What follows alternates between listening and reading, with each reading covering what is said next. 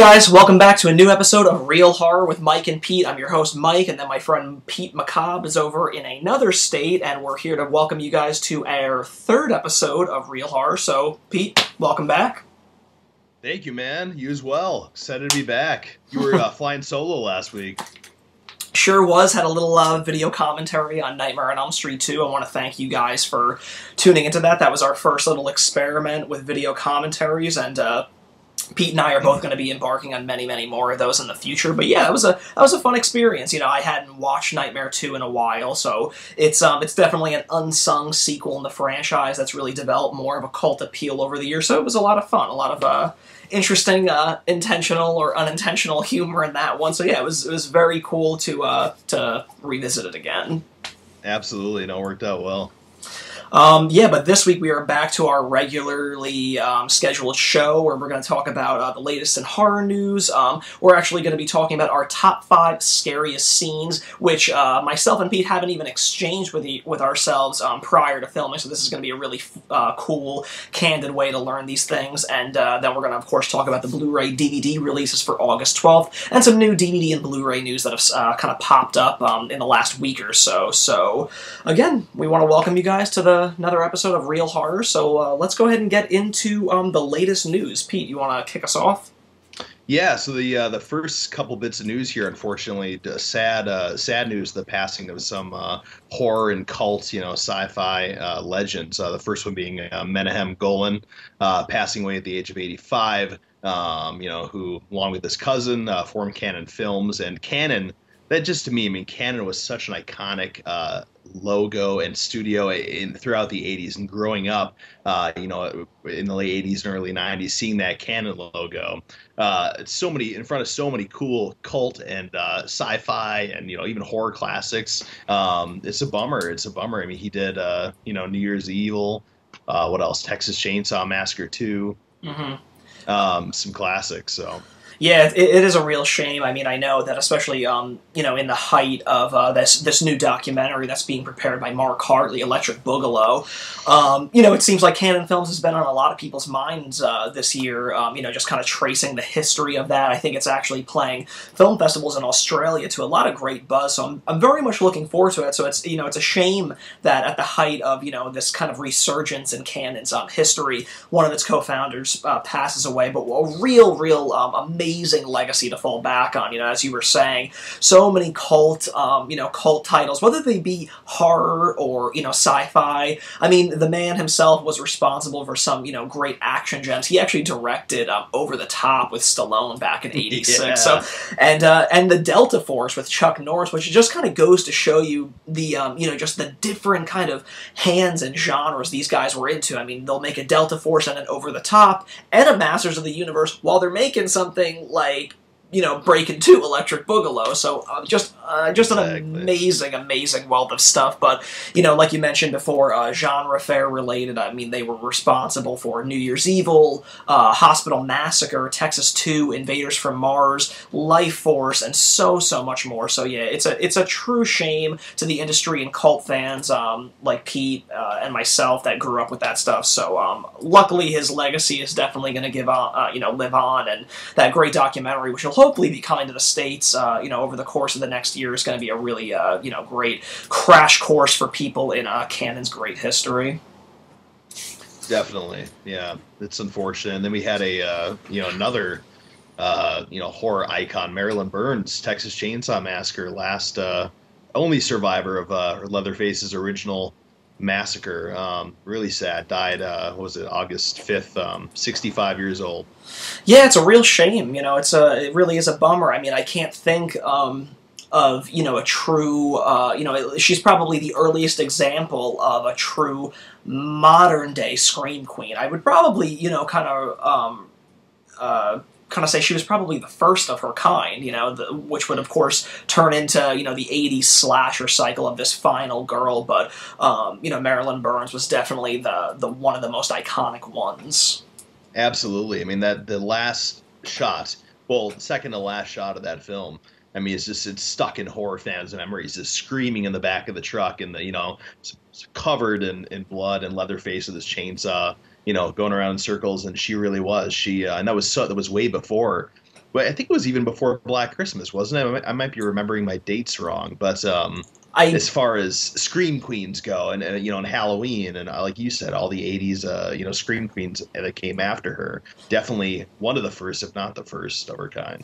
Yeah, it's a shame. I mean, and also in addition to playing Sally in that, she also appeared in Tobe Hooper's Eaten Alive, the television movie Helter Skelter, and just last year she had a brief appearance in Texas Chainsaw 3D. So she still was very much, you know, albeit briefly, she was still very much involved with the fandom and the horror genre. So it's a shame to see her, you know, not with us anymore. But again, much like Golan, you know, her legacy is going to live on in one of the most iconic horror films of all time. Definitely, yeah. And then moving on, which is really hot off the press news, which is definitely a blow for horror fans. Eli Roth's upcoming cannibal film, The Green Inferno, which was originally scheduled for a September 5th release, has been delayed indefinitely. I can't even wrap my head around that because I was looking forward to that film so much next month. Oh, and to have it happen. It's like you just said, so close to release date. I mean, it was just about to get unleashed, and had some great trailers, really good build up for it. And I think we talked about this last episode, but I'm not one of those who really understands the hate for the man. I think he's made some fun films in the genre and been a big part of changing the way that you know, horror films are in this new generation. And I was looking forward to it. I thought it looked really creepy, really well done. I'm sure it will come out. It's just a question of when. And yeah, as horror fans, not having too much to look forward to this fall and winter as far as theatrical releases go, it's a huge blow. Yeah, it's a shame, and you know what's weird is that once this news hit, I think a lot of people speculated that it was the extreme content of the film itself that had, you know, maybe investors or the production company a little weary on its release. But oddly enough, it's actually some behind-the-scenes business disputes regarding the responsibility of the print and advertising of the film that is holding this up. So, you know, nothing is worse than seeing any movie, genre-related or not, to get hold up than because of you know, business issues. So it's a real shame, but I really hope, I think Open Road, who is behind the film, is, you know, really working hard to square this away so that Eli Roth isn't left, you know, with this, you know, huge burden on himself. But and at this point, it's a little wishy-washy. We don't know if it's going to be receiving a new theatrical date or if it's going to go straight to video. I really hope that it gets, you know, a wide release, because it certainly seems like it deserves it. Absolutely, and I think I think it would be a surprise hit. I mean, you know, not a huge one, but a minor hit in the you know, in the horror world. I think it'd do really well. So it's kind of a bummer. I'd hate to see it to get just a direct-to-video release as well. Wouldn't do it justice, especially with all the hard work that was put into it. So hopefully they get it turned around pretty quick. Like you said, it sounds like kind of a behind-the-scenes deal that, you know, maybe by making it public and making a big deal out of it, it'll help to push things, you know, to move a little bit quicker behind the scenes and let bygones be bygones and figure out the financial aspect of it. But right, yeah, you know, I think you touched upon something interesting there. I really think that it's such, I mean, to horror fans like us, I mean, we're no stranger to cannibal films, but something, you know, unleashing this onto something, you know, onto the mainstream, I really think would really blow the lid off a lot of people. I can just see the word of mouth for something like that just explode, being like, have you seen this crazy movie called The Green Inferno? I mean, it would just kind of have this domino effect that, you know, Cabin Fever had. It was really like the little film that could, and that really launched Roth's career. And, you know, being so removed from the director's chair for so many years, I think that this is going to be a great return to form. And I think that, considering what the film's about and everything that we've heard about it, I think that it has all the potential to be Roth's best film, but I guess we'll have to just wait a little bit longer on that. Exactly, yeah.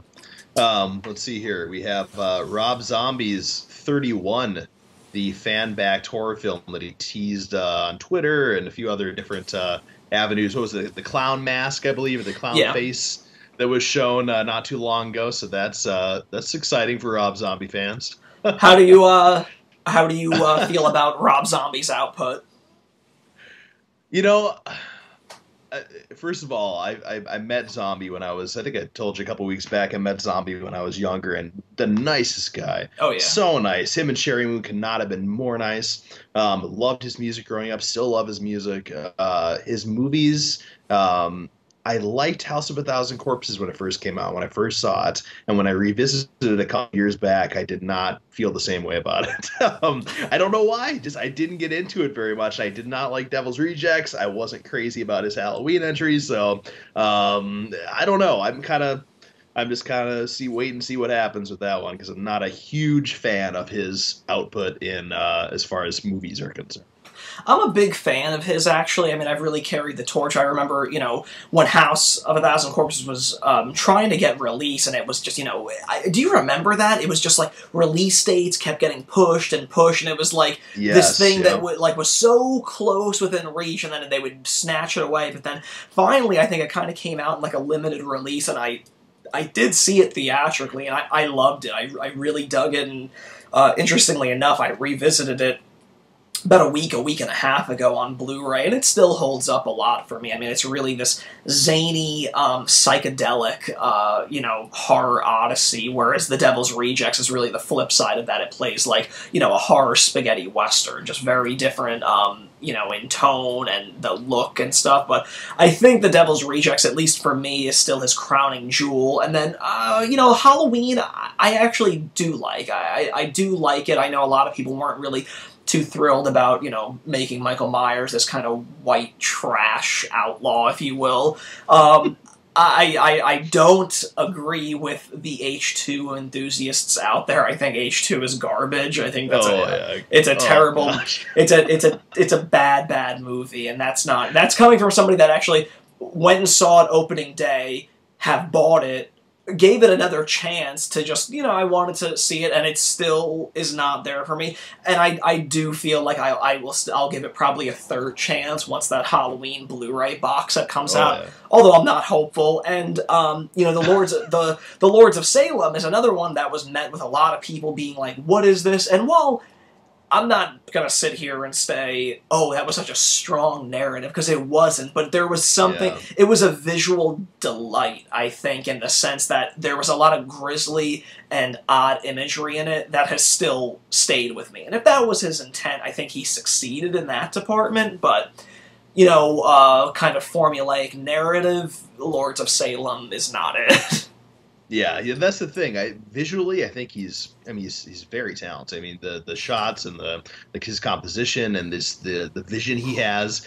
Like you said, Lords of Salem, there's some very creative moments in that movie that they do stick with you. And even the Halloween movies, though I didn't like his couple of entries in them.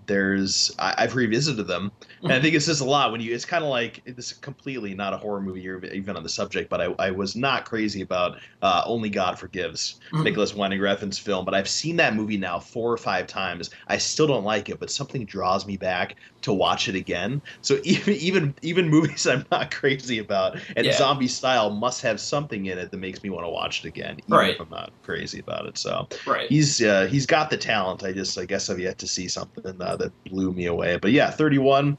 It's called 31, so I'll see it. Yeah, no, exactly, and I like it. I mean, for those of you that don't know, Rob is doing this all fan-backed, where people can actually donate to it and get some, really cool treats for donating. All the different price ranges and stuff. You can get early advanced copies of the DVD or Blu-ray signed. You can get autographed posters, props from House of a Thousand Corpses. Really cool stuff, but from what we can gather, at least from what Rob has revealed, 31 is...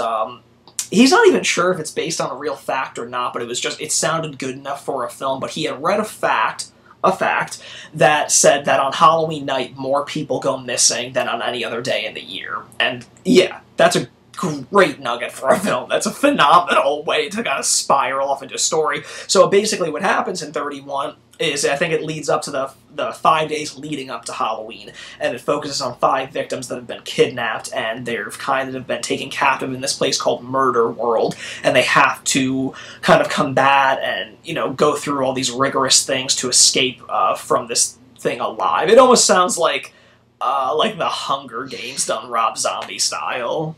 But the plot sounds interesting, in that the fact that that factoid, the more people go missing on Halloween, again, like it gives you kind of tingles thinking about it. It's an interesting plot premise for sure. So Yeah, I'm looking forward to it. So I think if all goes well, I think that, production or the film should be ready sometime in 2016. But, definitely go and check out that fan-backed website. I think there's a little more or a little less than 50 days left to contribute, but there's a ton of fun stuff in there. I've yet to contribute to it, but I do plan on it. But definitely head over there to, be a part of the making of this cool film and get some cool stuff along the way.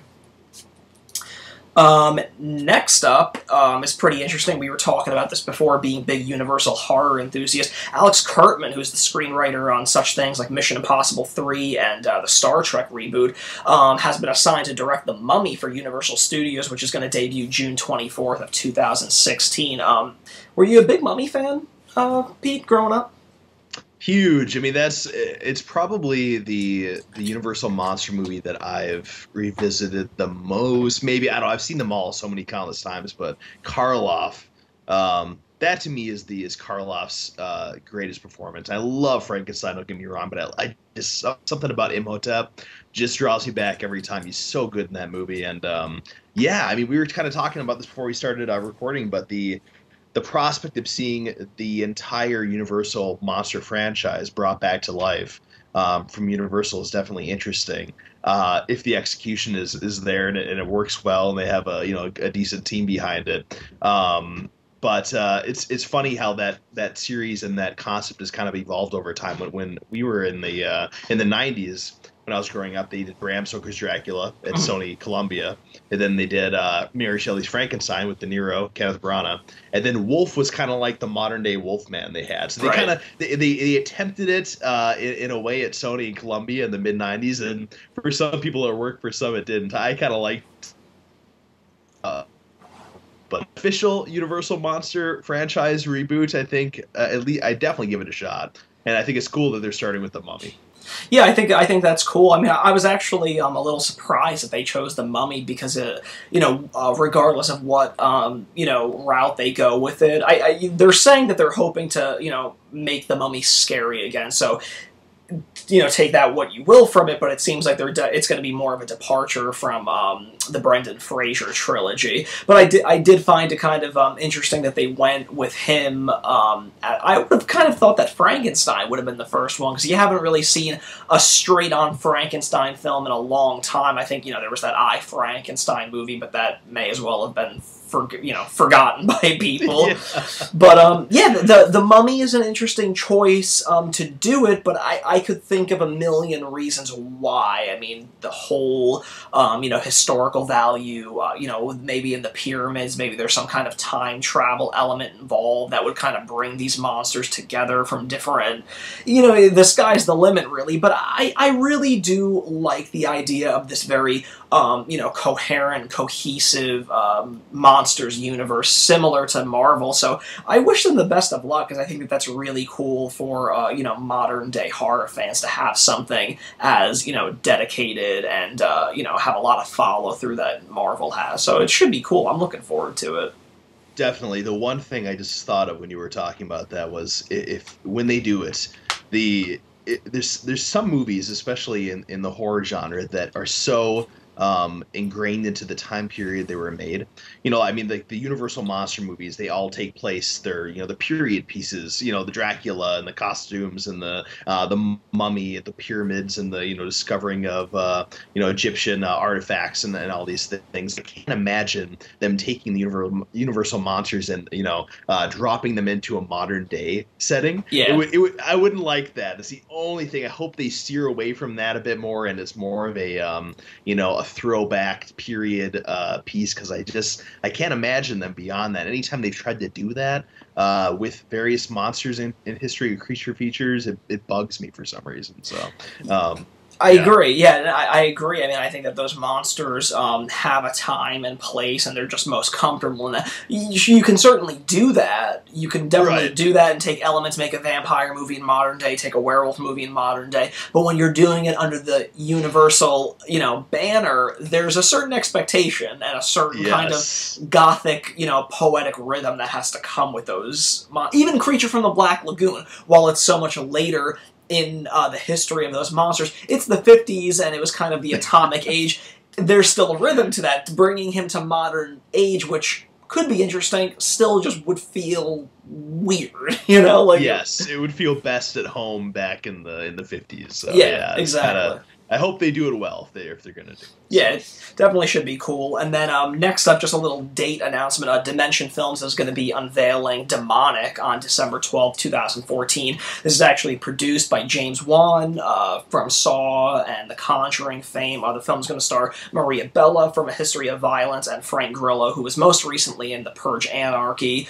We spoke about this before. I think it has to do with an investigator and a psychologist who get called in to investigate the deaths of a group of people that were trying to summon ghosts. So kind of has those elements of The Conjuring to it, some, paranormal investigation going on, but some really cool cast members in it. So I'm excited to see that, especially so close to the jolliest time of the year. So yeah, exactly. Anytime they can release more horror films around Christmas time, I'm all for it. So yeah, totally. That sounds good. Universal Studios and Imagine Entertainment purchased the rights to Anne Rice's The Vampire Chronicles book series. I was just thinking about this the other day when I heard the news, and then I went out to Half Price Books. I've been kind of on a Stephen King binge lately. Same here. But they have all the... have you? Yeah? Yeah. Dude, I actually went and, people were going to be like, wow, you must be a big fan. I've only read like 4 of his books, but I literally, I went and I spent more money than I had business doing. I got like a box from Amazon, like huge, and it had like 30 Stephen King books in it. So.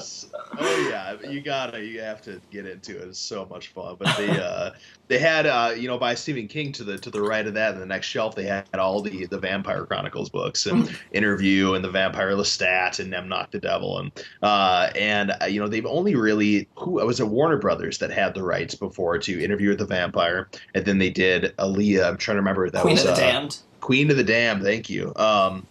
And I liked the Interview with the Vampire. It's a movie I revisited from time to time. I definitely dug that one, but wasn't crazy about Queen of the Damned. But I could see a modern day reboot going on, especially with all the the modern fascination with the vampires lately, with both in pop culture and in under. Yeah, play that word again as long as it's done well, similar to the Universal monsters coming out. Yeah, it's actually interesting. That any production company is picking up the rights to the Vampire Chronicles now, because it feels while they're definitely very different in tone to something like Twilight, you would have imagined that they would have hopped on it many years ago to kind of rival Twilight's popularity. But it's probably better that you kind of let Twilight do what it needed to do, and then kind of step kindly out of the limelight where, more suited gothic vampires can. Because that was the one thing that was great about Anne Rice's vampires, is that they are very much, at least in the case of Interview with the Vampire, which is the one film that I've seen. I never saw Queen of the Damned, but Interview with the Vampire felt like it could have been a Universal film. It could have been made in that time period, because they kept those gothic sensibilities that are so true to those movies. So I do hope that they bring that over. It's a little foggy on whether they're going to be rebooting the full franchise, but I'm more than sure that that's what's going to happen. Absolutely, no, it'll be good, like you said, kind of again. Keeping that gothic tone and the romance, I guess, of it all is going to be important. So yeah, exciting. I like the books. Never read all the books, but I got a few in, and then I like the first film. So I wish them luck, I guess I should say. But yeah. It's interesting too, because I think Warner Brothers this September is actually prepping a 20th anniversary Blu-ray edition of Interview with the Vampire. So for those of you that don't have it, I think I don't have it actually. I don't. At least I don't think I do. It's one of those things when your collection gets to a little too big. Do I own that? So yes, for those of you that don't own it, this is a great opportunity to get it. I'm a bit iffy on a little off topic, but on that release, it's the 25th anniversary edition. No, sorry. 20th anniversary edition of that film. I'm like, wow, that can't be that old. But is there anything new on it? There is a new featurette on it. I don't think there's anything transfer different going to be with it. Okay. But yeah, I think there's a new feature, and I think it has Anne Rice in it, like about like her effects with her characters and her books and stuff. So it sounds like it could be a cool feature. There might be one or two featurettes on it, but I mean, like I said, you know, if you don't own it, I think it's like $13.99 pre-order on Amazon. You're getting the film for the first time if you don't own it, and then you're getting new stuff to go along with it. So, yeah. Exactly. Yep. True. Could be cool. Definitely. What do we got next here? Let's see. The Gil Kenan directed reboot Poltergeist has been delayed. Yep. February 13th to July 24th of next year. Yeah, I'm actually pretty excited about that. I don't see that as a bad thing. I don't see that as a bad thing, really, because, you know what, the summertime is a great time to see horror movies, and if they're, you know, pushing it because they think the quality is good, or maybe it just needs a little bit more work, summertime's always a good time to see that, and I believe, you know, the 82 original was a summer film, too, so I think it'll be right at home being released in that time frame. Are you a big fan of the original Poltergeist? I love the first film, absolutely, yeah. The first film is still scary, man. Great setup in that. Yeah, great acting, really well done. The sequels I have not revisited in a long time. I think I own another one of those. I think I own part 2. But I never got around to actually watching it again on Blu-ray. So it's been a long time, but the original is great. But it's one of those films that's, and again, I'm not one of those that's for, you know, the massive amount of reboots we're getting now every single year. But it's one of those films that, you know, I'd watch a remake. I wouldn't be, you know, I'm not mad about it. Yeah. So, I'm not disappointed. I mean, Poltergeist for me is one of the greatest ghost movies of all time. There are some people that don't like it at all, and I don't think I want to know those people. Because, it's crazy to me. It really is, because I think that it's such a smart, effective ghost story in the way that, older films before it, like The Haunting, were effective. They're so scary, and they chill you, and they remain with you, but you see virtually nothing, and I think that it's like it's a modern day, at least at that time, it's a modern day ghost classic. I mean, it's been, 30 years now, but I think it still holds up well. I think Part 2 is actually a lot of fun, and I think Part 3 is actually fun, too. It takes place in a high-rise building with Carol Ann and stuff, but I enjoy that. Part 3 has yet to get a Blu-ray release on this side of the country, which is a shame. But yeah, I think that it would be great for them to get, back out in better Blu-ray editions. But yeah, I'm okay with it, especially with Gil Kenan behind it. Gil Kenan was responsible for Monster House a few years ago, which is a great movie, a great film. And then I think a few years after that, he did a film called City of Ember, which I know was based on a popular children's book, which I had yet to see, but that was all the way back in, I think, 2008. So he's been very inactive before this Poltergeist reboot ended up on his lap. So it's going to be really nice to see him back in a more kind of spooky atmosphere behind the camera. Underrated, by the way. City of Ember. Check it out. I like it. Oh, cool, yeah. Really good. It seemed cool, yeah. I just never got around to it, and then, 1 year became 2, and I just kind of fell off the radar for me. For sure, yeah. No, it's definitely with him in the helm, it should be fun. Next up... next up is just kind of a brief little word about the latest Terminator installment, Terminator Genisys. That's Genisys, just in case anybody was unsure. In case you haven't seen 50,000 Facebook posts about the spelling of Genesis. That film has officially wrapped production. Alan Taylor, who has been responsible for countless episodes of Game of Thrones and Thor: The Dark World, which I think is better than the original Thor. Actually, that film has wrapped, and it is going to be hitting theaters July 1st of 2015. So I don't think I've ever met a person that has been lukewarm to the Terminator franchise, or especially the first and second one. They're classics, so I'm happy to see them kind of returning to the world with Schwarzenegger in the starring role.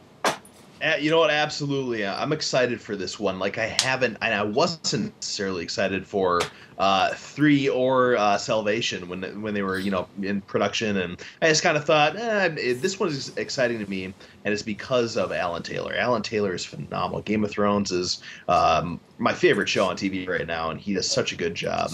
And again, Thor: The Dark World definitely better than the first one. Really like the look of that film and the execution. That movie's in good hands, and also I really want to see Schwarzenegger have a blockbuster again. Yeah, it's like he's had this string of movies since he came back to acting, and as somebody we both grew up with Schwarzenegger as the action hero star of our time. It's sad to see him make these movies like The Last Stand and what was the most recent one? It was Sabotage. yeah. That have this word of mouth and build up, and then they come out and nobody went to see them, and they just didn't. They're not doing the kind of business that at least he was accustomed to when we were growing up with movies like True Lies and the Terminator films, and so I really want to see I want to see him do well. I want to see Alan Taylor knock it out of the park. So it should be fun.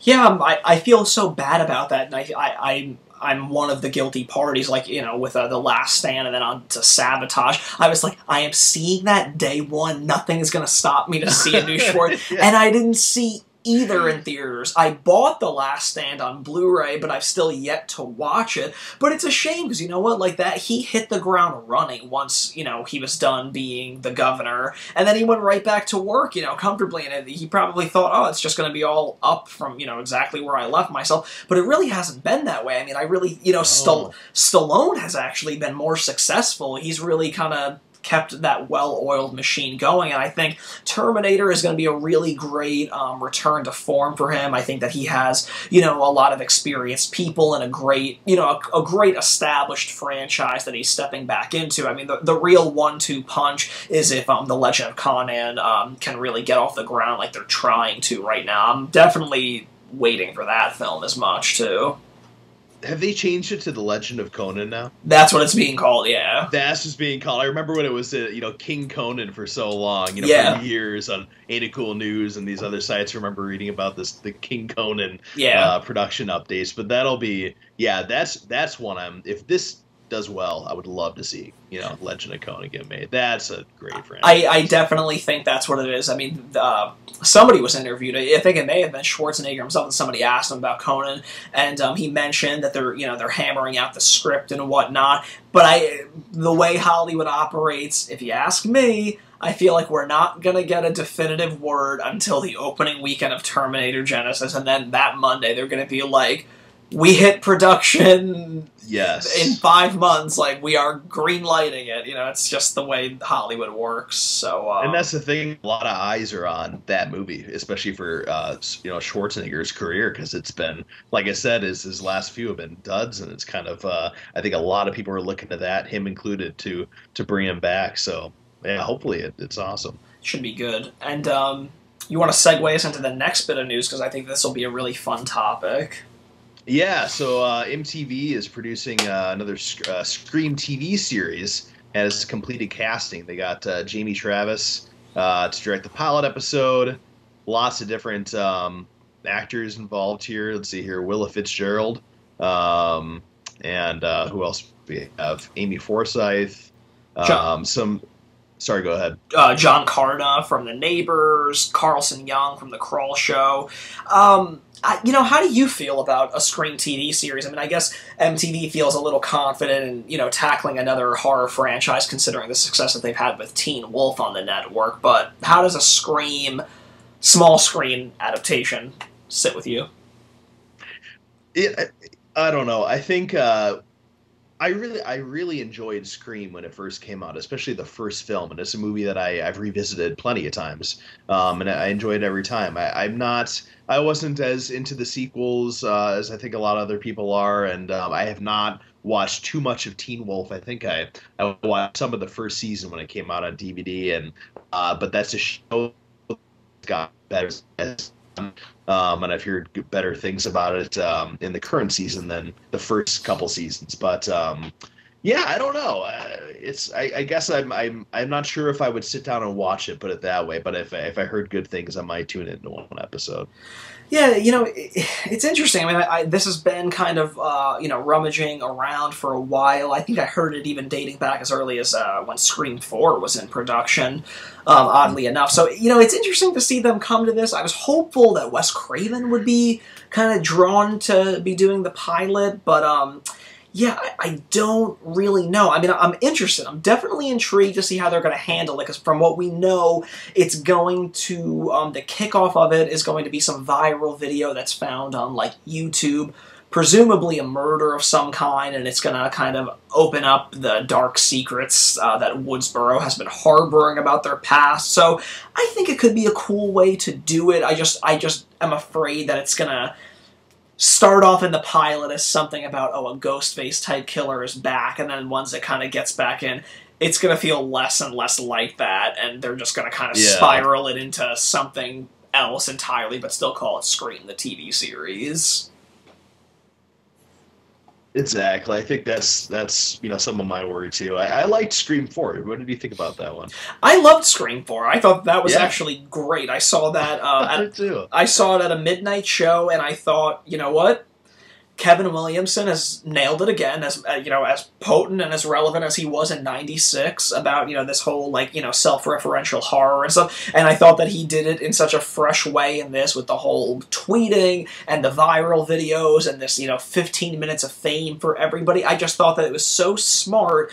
And it's a shame that it didn't do as good as they were hoping, because he apparently had outlines for a 5 and 6 already prepped, and I want to know what happens in those films. Absolutely. No, I thought it was great too, and that's one I've watched several times since it came out, and kind of bummed when I hear that people don't like it. So I had to ask you, because I'm like, I thought it was great, and I think that's the element that's missing as far as my excitement goes for the TV series. Is I'd like to see Craven more involved, because he really, and I don't know if Williamson is doing much with it. Is he a part of it? I don't think he is. I don't know. His name certainly hasn't been brought up in any news about it. So I really think that this is just like Dimension owns the property, and they're working hand in hand with MTV with it. So I don't know. I mean, yeah. So that's the missing element for me. So I tune in, I'd see how it is, and and sometimes you're surprised. But I remember when they announced Bates Motel, this brand new Psycho show. I'm like, you got to be kidding me! It's got Charlie from Charlie and the Chocolate Factory, and it turned out to be really good. And I really dig Bates Motel. So you never know, Yeah. So I will still keep the verdict open until I see a pilot and some episodes. But yeah, I guess we'll see that presumably next year sometime. And to wrap up the recent news, kind of going out on a bang, Sony is apparently eyeing Bridesmaids director Paul Feig to direct Ghostbusters 3. And oddly enough, outlets, although this hasn't been confirmed by the studio themselves, are reporting that the plan is now to reboot the franchise with an all-female cast. So, by the sounds of that, I'm sure Melissa McCarthy and Sandra Bullock will be wearing proton packs then in the new film. Oh man, I don't know. I don't even know what to think about that. It's one of those things my brain can't even quite deal with yet. When you read news like that, you're like, what is that? And I hope it's not that I hope it's not true. With the all female cast, it's just so far beyond what I think Ghostbusters fans have been waiting to finally see something come to fruition. You had so close. It was last year or the year before with Aykroyd was just saying, hey, everyone's on board. Even Murray might be a part of this. I mean, Murray dropped out, and they even had. I heard that they even had Rick Moranis out of retirement. Yeah, it was crazy, and all this good news, and then that kind of fell apart. And then he heard little rumblings about kind of a modern day Seth Rogen, Franco kind of Ghostbusters thing going on. I was just shaking my head. Please no with that. And this is just kind of more in that same territory I'm going at. It's not Ghostbusters, and it's not kind of what I would imagine. But again, you never know. Yeah, I mean, again, this is just being reported from outlets. The studio has obviously not confirmed it, and we here at Real Horror are certainly not sexist hosts by any means. Ooh. But, you know, like, I get what Pete is saying, and I think you know, the fan community has been very vocal about this, is that if you're gonna do something that far removed from what it used to be, it just seems so silly, and you shouldn't even call it Ghostbusters. You should just blatantly call it, like, I don't even know, just something that's not Ghostbusters, because that was the idea, is that these guys were kind of, you know, scientists that weren't really taken seriously, with really this blue-collar approach, you know, kind of scamming along the way, but they kind of, you know, created this empire of catching ghosts, and everybody did take them seriously when they knew that they were their only hope. So just changing the sex around just feels kind of lazy, you know, it just seems silly. Exactly. But I mean, I personally don't think that that's going to happen. I think that that's just kind of like a monkey wrench to kind of get people freaking out and, you know, whatnot, but I don't really see that actually happening. I still think that it's very much going to be a full-fledged Ghostbusters 3 sequel. You'll have Aykroyd involved, you'll have Ernie Hudson, but I think it probably will be more of a passing of the torch. And I'm not opposed to maybe seeing one Ghostbuster or so being female. I'm okay with that. It's just, you know, like, yeah, sure, diversifying it, that could be cool, for sure, but, like, making it all female, I just, like, how would that compute? I mean, Aykroyd was afraid to talk to women in both films. How is he going to hire 4 to take over for him? Like, I don't... Exactly. No, that's the thing. I would love to see, if they have to do it, and they probably will, because they're not going to have the whole cast come back now, but if they had to do it, you know, in a modern way, and have the passing of the torch, as you said, to a new team. I'd love to see somebody like Aubrey Plaza, you know, or you know, somebody really quirky and fun in a female Ghostbuster role. But yeah, I don't know. Who knows at this point? I guess it's just kind of rumors flying around. So yeah, but interesting nonetheless, especially with Bridesmaids, Paul Feig at the helm. So. Yeah, I mean, I love him. I mean, his work with Freaks and Geeks, you know, and Bridesmaids, obviously, he definitely knows how to write character and tell great, funny stories. You know, the Heat was really underwhelming, but, you know, everyone is entitled to a few duds here and now. But, I think that if they're going to go with him, I think he's a great choice. I really do. Yeah, for sure. So here we have it. Are you ready for this, Mike? Oh, I'm ready. I just don't know if our viewers are ready for this.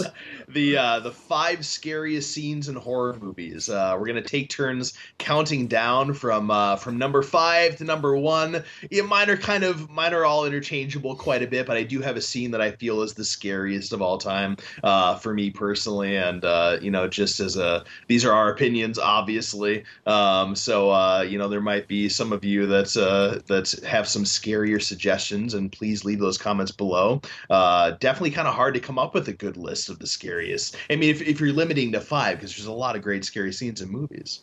You know, it's true, and it's important to note too to the people watching us, is that Pete and myself have not revealed these to ourselves. So as we're shooting this is going to be news to us. So we might want to punch each other through the computers at what they think their number 1 or number 2 spot should be. But yeah, I mean, it's totally a subjective thing, and I think that it's interesting because when you say scariest scenes, I think things that, you know, make you jump in your seat and will get you every time. There is definitely a difference between scariest scenes and shocking scenes. I do believe that. I do wholeheartedly believe that. Shocking is something that you didn't really see coming, and you're kind of left with your jaw on the ground as the end credits roll up, and you're like, well, you can't even wrap your head around that ending because it's so, like, jaw-dropping. But scary is something, you know, no matter what year that film was made in, no matter how many years have gone by since it came out, its effect is still there to make you jump and, you know, maybe make you scurry up the steps after watching it downstairs with the lights off. Same feeling. That was the thing when I was coming up with my list. I thought some of these scenes that I'll you know, say are my personal favorites are jump scares. I mean, they're the jump scares. know what's up, it still gets me. And some of them are genuinely, drawn out, terrifying moments that last a few minutes, or not just, jump scares. But it's different for everybody. What's going to affect you? So do you want to go with your number 5 first pick, Mike? Yes, I can, and I think that, again, to reiterate, these things are always interchangeable. I mean, me and Pete we had trouble trying to figure out, because when you put the spotlight on you, like, oh, we have to come up with the top 5 scenes that we think are, it's like, I just found myself thinking of the same movie over and over again, although I've seen thousands in my lifetime. So, putting the thinking cap on, I think my number 5 would have to go to Tobe Hooper's original 1974 classic, The Texas Chainsaw Massacre. The moment where the kids kind of enter the Hewitt household, and Leatherface whips open that metal, door and just kind of clubs that kid in the head. I mean, you kind of know, as they're walking into it, this is a foreboding place, it's really messed up, anything's going to happen, but it's just that moment of that rickety door coming out with such force and, power, and then he just comes down on the kid's head that it just, and then, following through with, the girl that's with him kind of running out the front door, but then, Leatherface grabs her. It's just a whole build-up where you kind of know something is bound to happen, but then every time it just will get you. It's a great pick. It's the sound of the door, just bursting open, that scene that gets you. That's a really good pick, and not in my top 5. One I did not think of. Whoa! Yeah. So what is your number 5? My number 5, the Poltergeist maggots on the food and the fridge scene.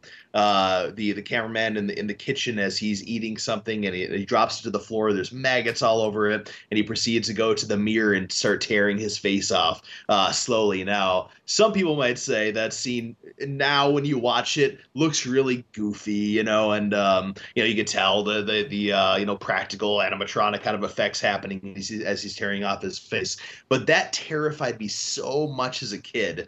And though it's not as scary as it was back then, maybe that it is now, it's stuck with me ever since, and I always get the creeps when that scene comes on. It's a great scene. It really is. Yeah. I didn't even register that one when I was thinking about it. That is a great scene. And you're right. I mean, while people today might not kind of find it quite as scary, the effect is still very much there. And while, if your eye is trained to kind of look out, keep your eyes peeled for things that, are obviously fake or phony, you're going to miss it. If you're zoning in at the right things for the right reasons, that scene is still very effective today. It is, absolutely. And just the thought of tearing one's face off, it's all very much so.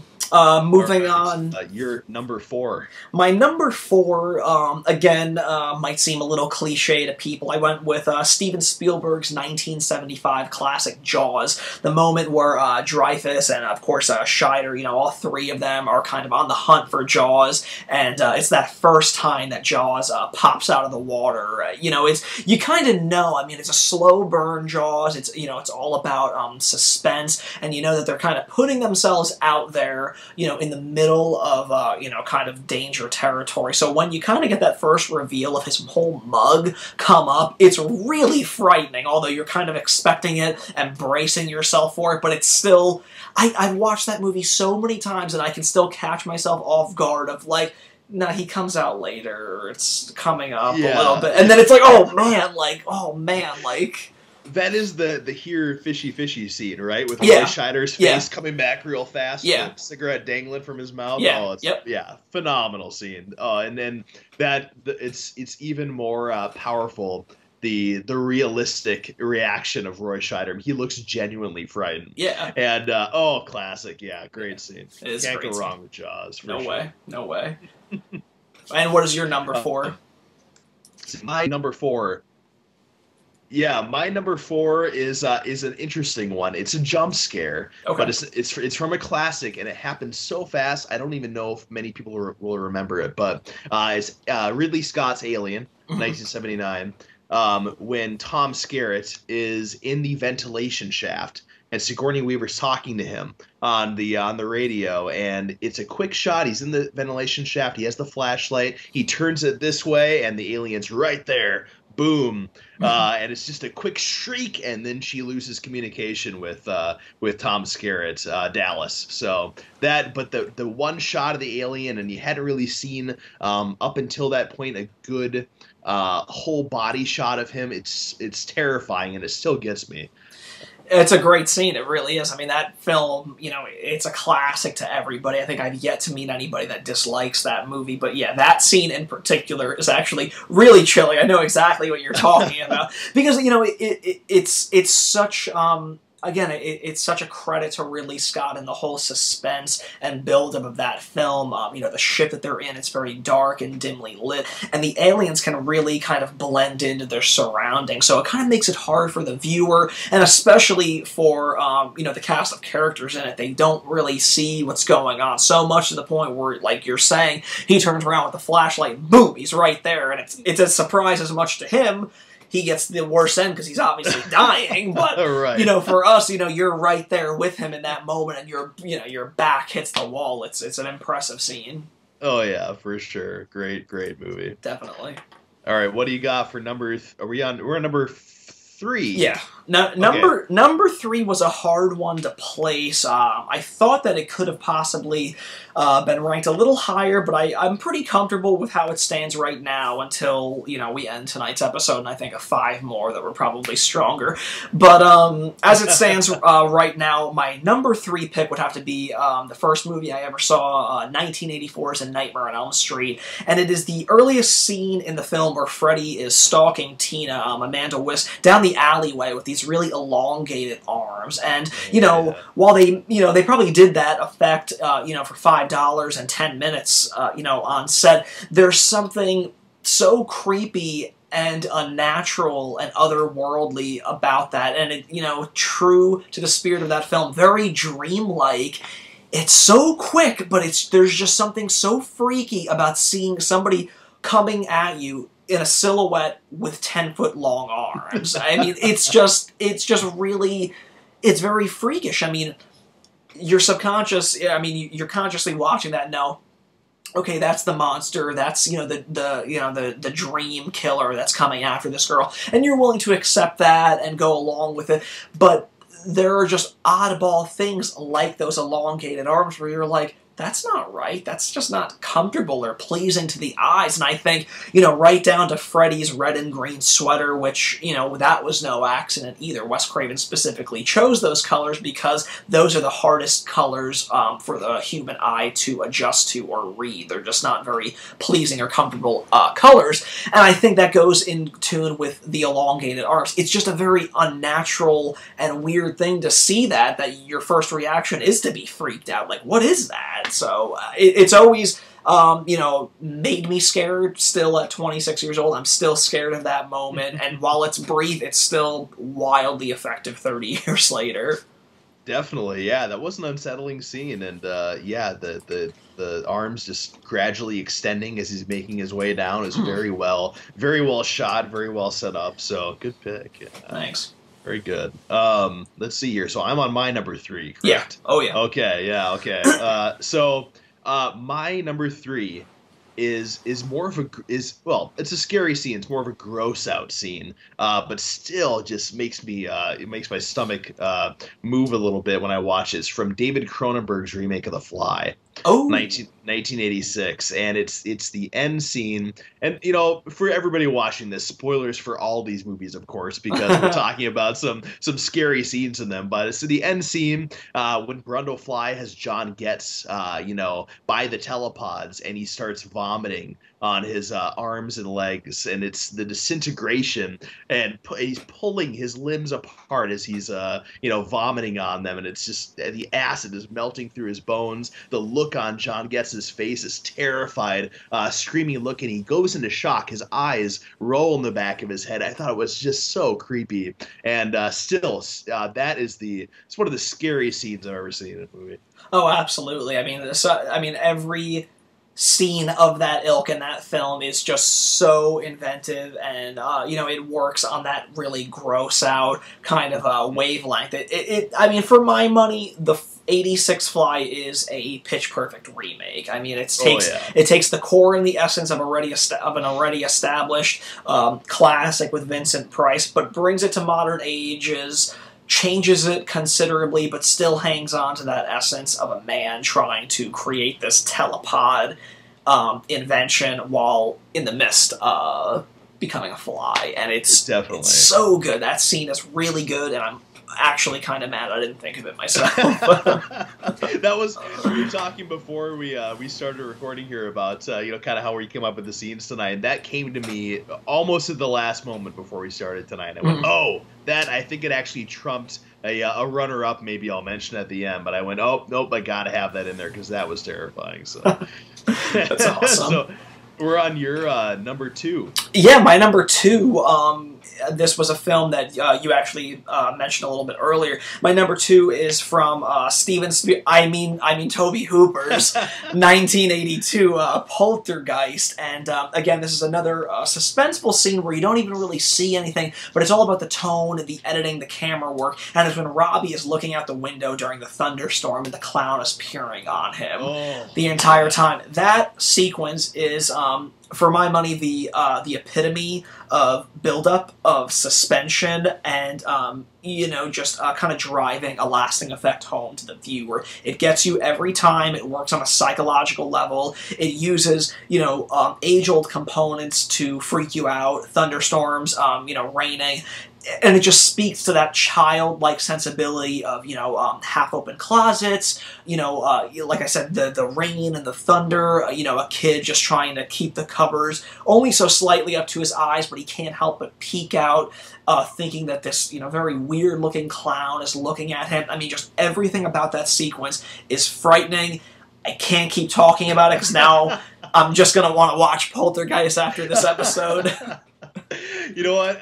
I'm feeling like I need to revisit Poltergeist too now that we've talked about some great scenes in it. That is a great scene, and again, similar to you being jealous of my last one, I'm jealous now that I didn't think of that particular scene in Poltergeist, and that's a movie with tons of great scary moments. Yeah. But the again, playing to those childhood fears and so exquisitely framed and well put together and edited, that sequence, the him looking under both sides of the bed, from my memory at least. I haven't seen it in a while, but doesn't he look over one side of the bed and doesn't see anything, and then he comes back up? Yeah. And then goes to the other side, and then it's just so well done. Yeah, it's great scene. And I am actually repping a Poltergeist shirt, oh, hey, so there was a little Easter egg in there that you didn't. Is that the pool scene? That's the pool scene, and it was actually it was kind of a tough call between this and the Robbie sequence, because again, Poltergeist just has so many great scenes, but this is another great crowd pleaser. See, Mike's rocking the Poltergeist shirt, and I have my Thunder Buddies Ted shirt on for the real horror episode. Oh man! All right, so we're on my number 2. Yes, you're number 2. My number 2, and this is a toss-up for me, but again, it's one of those scenes that has stuck with me over the years, and I still get anxious building up to the scene. It's The Shining, Stanley Kubrick, and it's when Jack goes to room 237. Danny has come down to the hotel. His wife mom is freaking out. He's got this mark on his arm, and Jack's gonna go check it out. He goes into the bathroom, sees this beautiful woman emerge from the bathtub, and he's holding her. He's thinking something's gonna happen, and all of a sudden, she's this old lady with skin falling apart. This blood and nastiness all over her, and she's slowly creeping, towards the camera. And Jack Nicholson's face is probably more terrifying, his reaction to her in that sequence, than the actual being that you're seeing, because he's so shocked and so appalled and terrified himself that it works every time. And that as a kid, and I don't think I wasn't a kid, but I was probably my early teens when I saw it, maybe 10, 11, I don't know, but that just always freaked me out. That's a great scene, and The Shining was actually a film that I kept going over myself for my list, but I just couldn't feel like I could pick one scene from that to make the list. It's like a snowball effect of like, well, how can I add this but not that? But that one is one. And, it's interesting that you mentioned Nicholson's look on his face, because that really is, I think, what drives it home. Because anytime you can see that the character is, just beyond shocked, I mean, ghost pale shocked, it kind of sends the wavelength for you to be like, yes, this is real deal scary. Like, you should be scared too. It's even more driven home because it's not just anybody.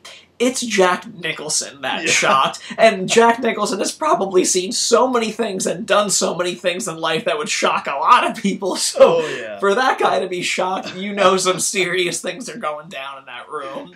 Oh, definitely. But that's a classic. So definitely great scene.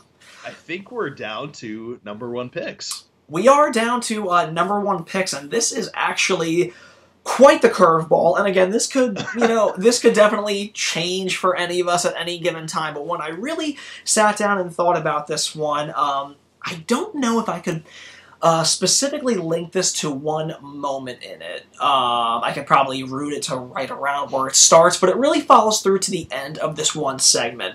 And it is actually George Miller's segment in the 1983 Twilight Zone, the movie. It is his segment of Nightmare at 20,000 Feet segment, which is, of course, kind of an updated version of that really iconic episode with William Shatner where John Lithgow is actually playing the role. And he is this guy that's on an airplane, kind of battling this really, really severe anxiety. All the while, he is convinced that he's seeing this stalking gremlin on the wing of the airplane.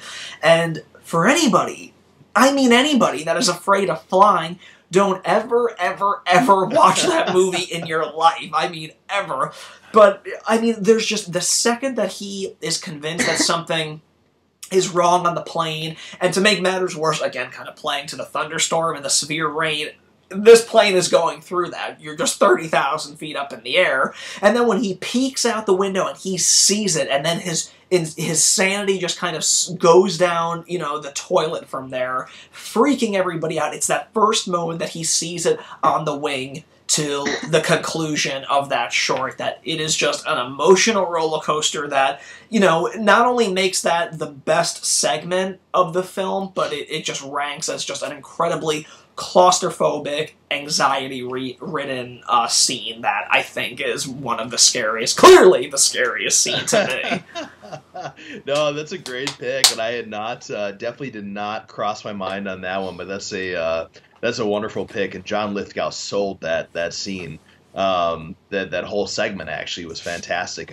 But the scene, it stuck with me too when he I think he lifts up the little cover that goes over the window. Yeah. And the face is right there, right in the window. That has always stuck with me and very much terrified me. Yeah. So well done. And now I'm excited. What is your number one pick?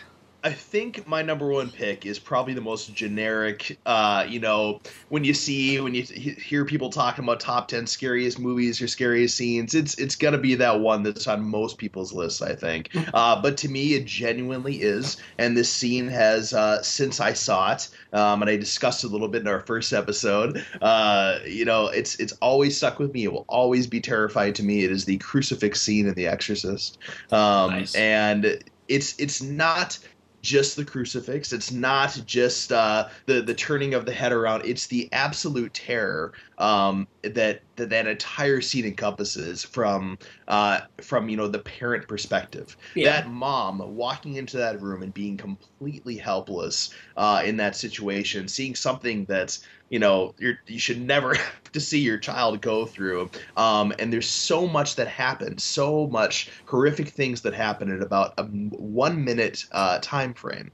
Right. From again the crucifix to the head turning to slamming her mom up against the wall which in reality really Ellen Burstyn's back. They had a rope tied to her and pulled her and knocked out her back, and I think she was out of commission on the set for a little bit. But just that scene has always terrified me. It's the reason why my dad said no to me for so many years. when I kept on saying I really want to see this movie, no, it was always that scene that kept him from showing it to me. And yeah, it's stuck with me that hard. So wow. That's my #1 scene of all time.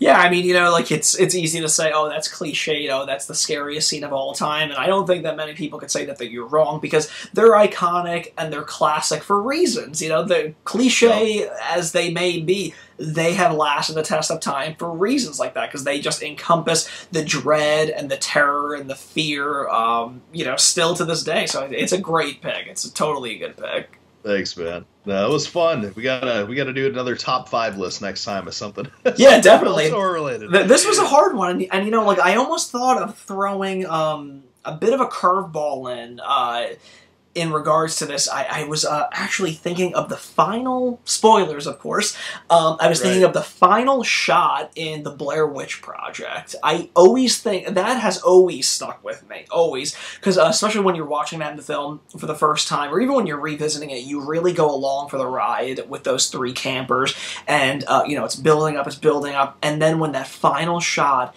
is of that guy up against the wall, just like the stories had always said, and then the camera crashes. It's just terrifying. You're just like, there's no way this movie ends here. It can't end here. And that's, I really was considering putting that on, so... That's a good one, and it's funny because my runner-up, I guess I call it now, the one I had to knock out once I thought of the other scene I had discussed, was a more modern film, was The Conjuring, and there's one scene in that movie that still, again, it's that scene when I watch it, that building up to it, I know what's coming, and it freaks me out enough. And when my wife and I saw it in the theater, this grown man went from, you know, sitting up in his chair to scooting all the way down.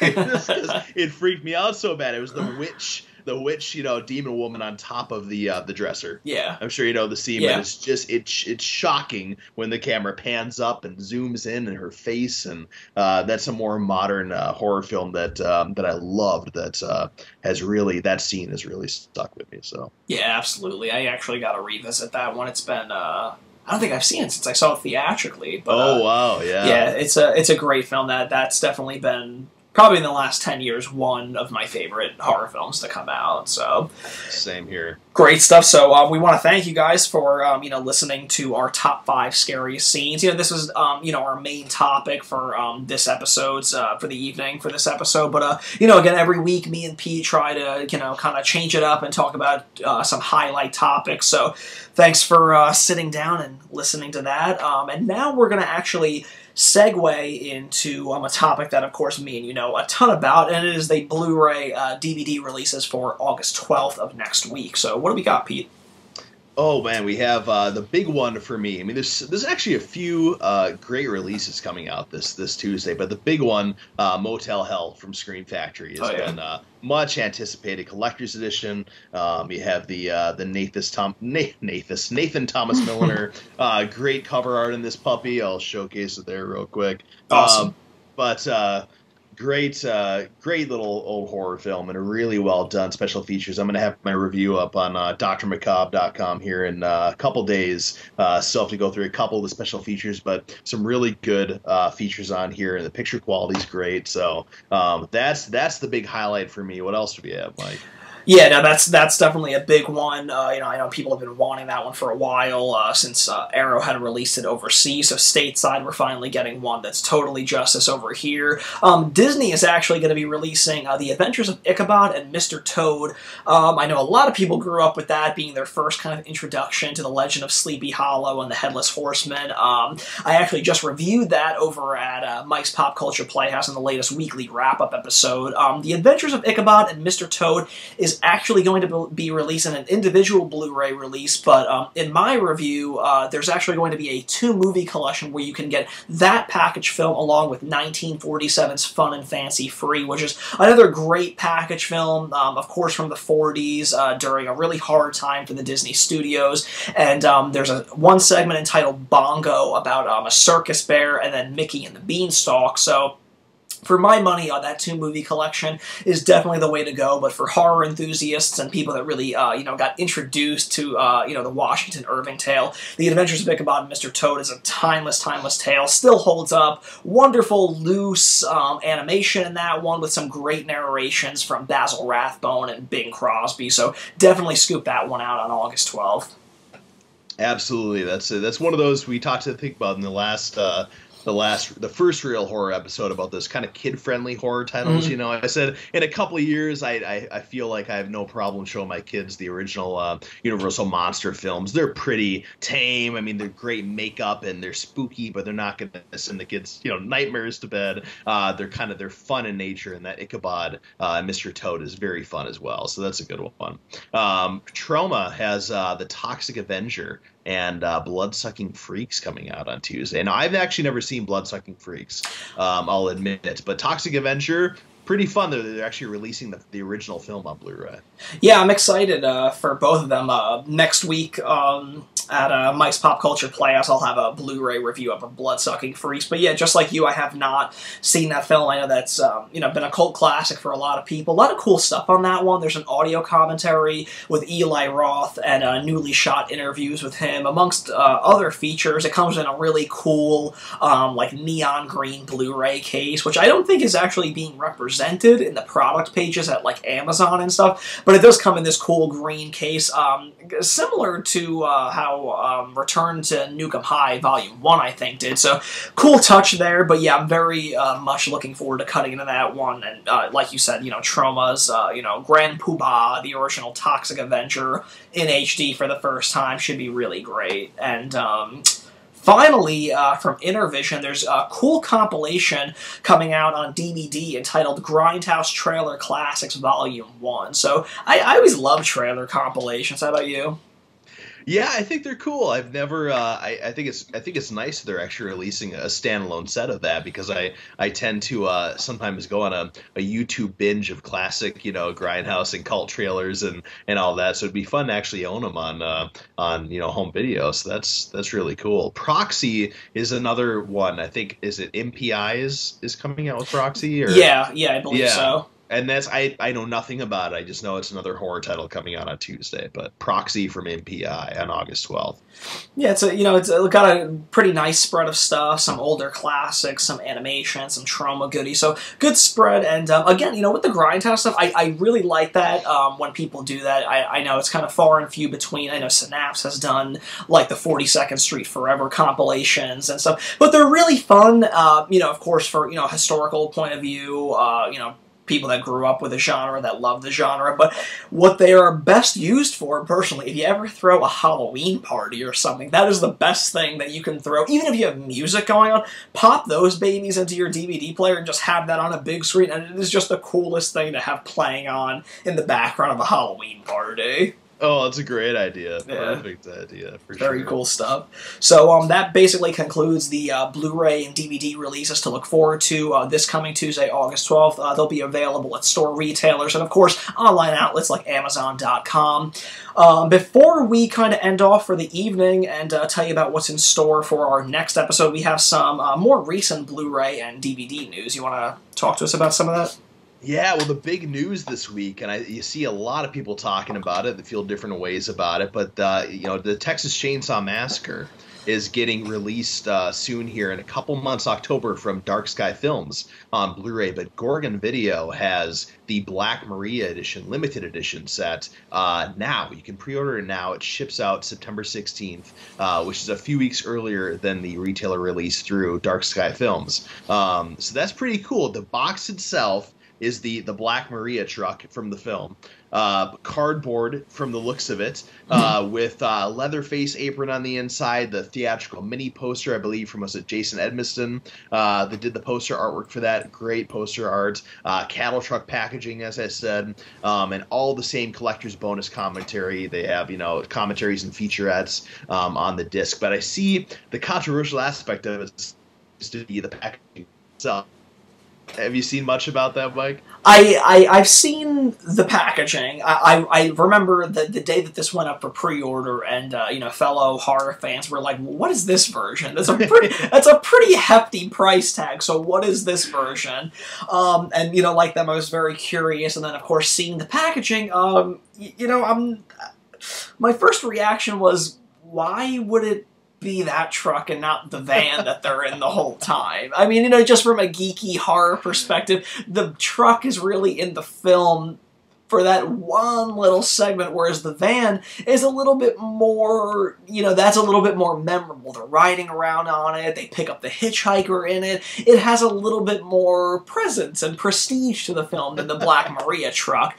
I know that there's tons of people that love these limited edition releases, these very unique package jobs, and, from that perspective, it's absolutely cool. I mean, there's no denying that it's cool.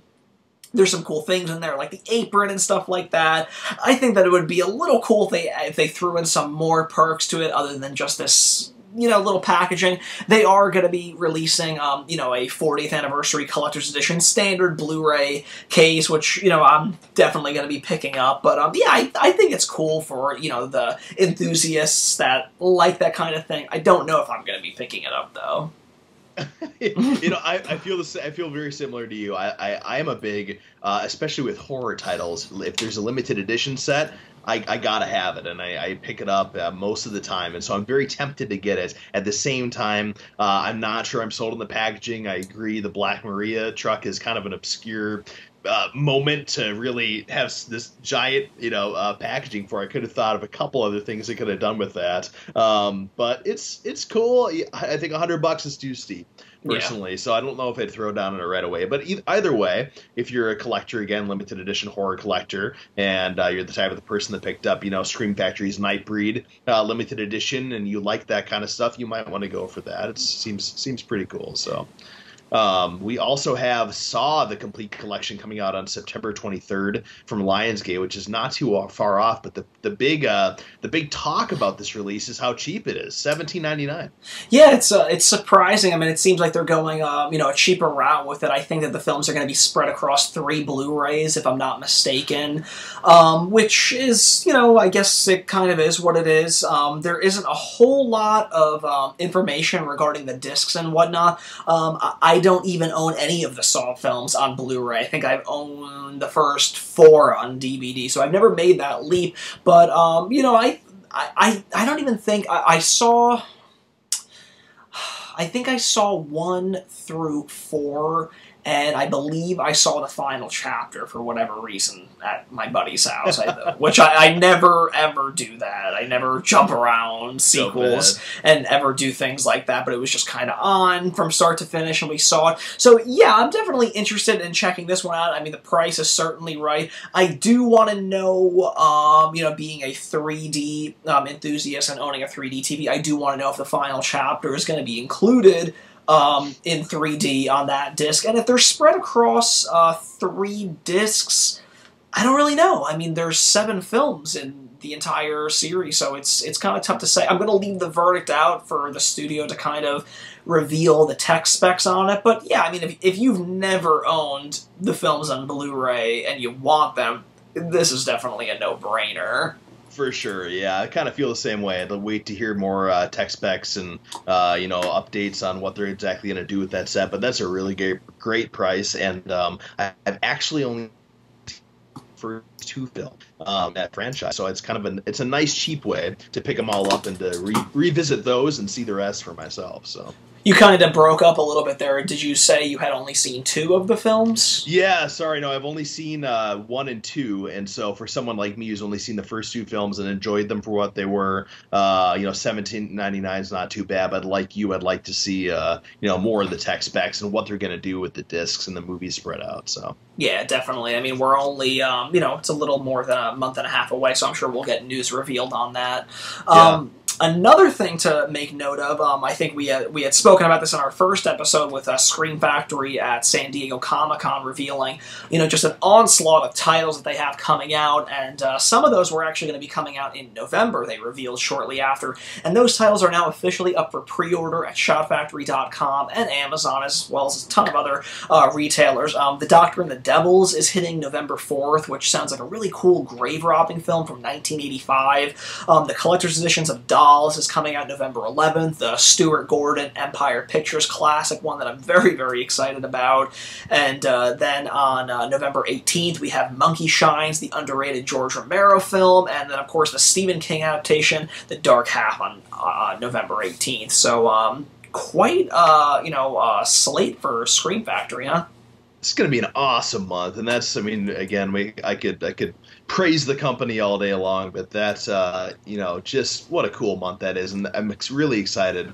I again mentioned last time that to finally have the first Stephen King title in the Scream Factory collection, because I really like The Dark Half. Great, and I'm in the Stephen King zone, as I mentioned before earlier right now, rereading some of the old books and revisiting some of the ones I haven't quite gotten into or only got halfway into when I was younger. So The Dark Half is exciting. I loved Nathan Thomas Milner's artwork for Dolls. I thought it just really captured that film. Love the colors he used. So yeah, I'm excited. What a great slate for November. Yeah, it's good. especially, just like you, a big Stephen King fan, I've never seen The Dark Half nor read the book, although I do have the book on my shelf now, so I'll rectify that hopefully before it comes out. But yeah, like you, I'm excited to see the Stephen King adaptation make their way into the Scream Factory family. And, while those announcements came and they seem so far from reach, I'm so happy that some of my more anticipated ones are coming before the year is out. So I cannot wait to cut into The Dark Half, and then really the dark horse in that being The Doctor and the Devils, which I think when it was originally announced, not many people knew much about that film or really saw it, but from what I've kind of done through research stuff, it sounds like a ton of fun and a real obscure one that they've added into the library. So I definitely urge people to support a title like that as much as the bigger name titles like Dolls and Escape from New York and whatnot. Definitely, yeah, absolutely. Some of those more less known films from the catalog are exciting when you hear that, so that's good. Definitely. We also have Black Sabbath and Black Sunday double feature from Kino coming on October 7th. Now I know they've released Black Sabbath before on Blu-ray, but now this is a double feature with both. Yeah, that's correct. They have released both of them individually, but this double feature in particular is a little bit different in the fact that these are preserving the U.S. AIP cuts of the film. So if you're a completist of the films, I'm actually in the middle of my buddy Troy Howarth's book, The Haunted World of Mario Bava, where he touches upon these AIP cuts, and depending on who you ask, the majority of people, the greater majority of people say that the AIP cuts, which were obviously Americanized, the scores were, they used different scores. They, substituted the original great scores, among a few other things. They're not nearly as strong of films as, the original Bava cuts that were presented in his native country. But a lot of these AIP cuts were how people remembered seeing them for their first few times. So I do think that that's really cool that Kino is re-releasing them in these, various different cuts, because I think it's cool for, again, historical purposes. It's just kind of cool to do a compare and contrast of them. Absolutely, that's great, and it's a good point that there's going to be fans out there that watch a movie a certain way, one time and want to revisit it that same way. I feel that way. I always love when Godzilla fans and Toho fans argue about watching the original Japanese version of Godzilla, and then the American dub one's so awful. Don't watch the dub ones. Watch the subtitled Japanese ones. And for me, that's the way I experienced Godzilla when I was younger, was the dubbed movies. I will prefer to watch a dubbed American cut of, some of the Godzilla classics in the original languages. I watched them like that on TV, and that to me is Godzilla. So the fact that Kino is going above and beyond and releasing this second set to please fans is pretty cool. Yeah, I think it's very cool. I've, of course I grew up, or at least, first being exposed to the original cuts. So, especially reading Troy's book and learning about these cuts and what was different, I think it's very cool to be able to experience them in, high def, no less. So very cool stuff. Those, again, street October 7th. Very cool. Yeah, you're gonna have to tell me about this book that you have, because that sounds fascinating to me.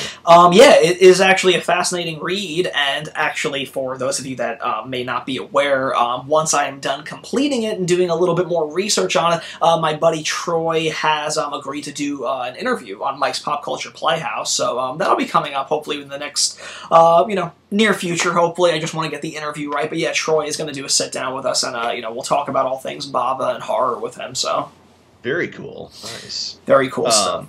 Well, finally, on August 26th, just later this month, we have Attack Entertainment releasing Jersey Shore Massacre with our YouTube buddy, Sean C. Phillips, Cool Duder. So, yeah. had to announce that. I have not seen the film myself, but Jersey Shore Massacre, I mean, the title itself and the poster look like some really campy B-movie Sharknado-esque fun. So, yeah, I'm actually, oddly enough, I'm very interested in this film. I think that it looks very funny. They're wearing their heart on their sleeve. They know what they are. It's a B movie, kind of capitalizing, albeit late in the game on the Jersey Shore craze. But it's interesting. This is actually a film that, again, has an appearance by Sean in it, our buddy Sean, and it's actually executive produced by JWoww from the Jersey Shore show. Yes, that's right. So very interesting, and I'm very interested to be reviewing that. And while this might be premature, I believe it's still supposed to be happening. Again, not to shamelessly promote, but I think that I'm supposed to be having an interview with JWoww and the director of Jersey Shore Massacre in preparation for the film, so I'll keep you guys posted on that. I'm not exactly sure when that's supposed to be going down, probably a little bit closer to release date, but yeah, I'll definitely keep you posted on that, but between the both of us, I think we're both pretty excited for Jersey Shore Massacre. Absolutely, yeah. And if you're watching this, you somehow don't know about Cool Duder, Sean C. Phillips, check out his channel. It's youtube.com/CoolDuder. So yeah, very cool. Absolutely. Well, that's gonna wrap it up for this week's episode of Real Horror, man. Yeah, that's it. We want to, again, thank you guys for tuning in and checking us out. Always a fun time to sit down with my buddy Pete and talk about horror and various topics, Blu-ray, DVD releases. Before we sign off, we do want to let you guys know that the next time that we'll be reconvening at the Real Horror headquarters is going to be August 23rd. We're going to be doing another video commentary on John Carpenter's 1980 classic, The Fog. That's going to be a lot of fun. I've loved that movie. I know many horror fans love The Fog, and it's one that I have to at least watch once a year. So, I'm sure like you, we know the film like the back of our hand. It's got so many great moments in it. It'll be a fun one to sit down, do this commentary again. If you didn't watch Mike's last one, he did a solo outing with Nightmare on Elm Street 2. Very similar. What we're going to do next time with The Fog is you will be listening to us and watching us talk about the movie, and you can have the movie playing it on the background. It'll be a lot of fun. So definitely stay tuned for that.